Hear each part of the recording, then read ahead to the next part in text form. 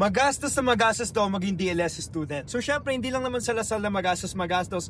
All in all, yung mga college students, syempre, food trips natin, lalabas kasama yung mga kaibigan, magbibilyaran, common na mga ginagawa natin yan bilang college students. Nagpapagbudol din ako day to day. So ito guys, ito yung tsura ngayon sa DLSU. Papakita ko sa inyo guys ha. Ang daming mga temptations, ang daming pwedeng mabudol sa'yo. Marami ka dyan pwedeng puntahan at padaming kainan. So yan nga guys, ito yung kinakaharap ng mga Lasal students everyday. Mga kapwa ko students dyan. Ito yung 3 tips para mas makatipid tayo bilang estudyante this season. So number 1 is syempre yun nga, magdala kayo ng tumbler guys. Kung pwede, wag na kayo gumastos para sa mga ganito, yung mga water bottles dyan, yung mga bagong bibili tayo, mga 25 pesos to 30 pesos. May mga water refilling stations naman tayo all around the schools. So malaking tipid-tip yan, magdala tayo ng tumbler. Number 2 is mag-set aside tayo ng budget.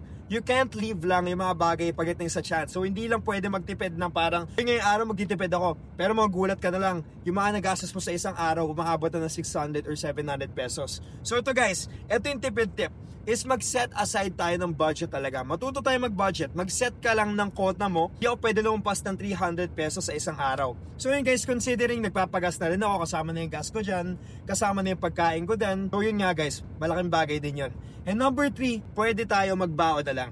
Try nyo magbaon din guys. Sobrang sulit na sulit. After ko na try na magbaon everyday, grabe, malaking difference na gawa niya pagdating sa budget ko. Okay na okay kasi nakakapag-diet pa ako. Hindi man kailangan na everyday magbaon ka, pero at the same time, syempre may mga times lang na mag-set aside tayo ng time na magbabaon ako this day. And last thing, pinaka-favorite ko talaga yung tip guys, ito talaga sobrang life-changing nito. Pertua Oli Metal Treatment. So guys, itry nyo tong product na to. Sinasabi ko sa inyo, sulit na sulit to. Lalong-lalo na kung ikaw ay estudyante, kagaya ko nagdadala ng kotse. Sulit na sulit guys pag gumamit ka ng Pertua Oli Metal Treatment.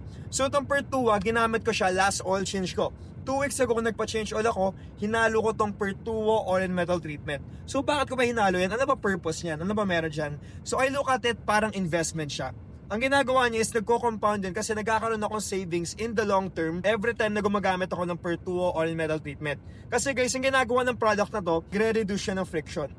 So imbes na nagkakaskasa yung makina natin, na nagkakos na mapagod yung makina natin, makakatipid ka sa gas all in all. Dati yung 500 pesos ko, tumatagal lang ng up to 2 days. 2 days lang tumatagal. Ngayon, times 2 na. Tumaabot na siya ng 4 days yung 500 pesos ko. Galing pa ako ng San Juan City. Punta dito sa TAF, sa DLSU. Bumibiyaya ako 1 hour, ilang kilometers, malayo na malayo. Maraming traffic lights, hindi dire-diretso, marami ako stop and go. Kaya talaga, sulit na sulit to guys. 15% fuel savings makukuha mo pag gumamit ka ito. So yun guys, yun yung tipid tip ko. I-try nyo and see you the next time mga kapwa kong college students.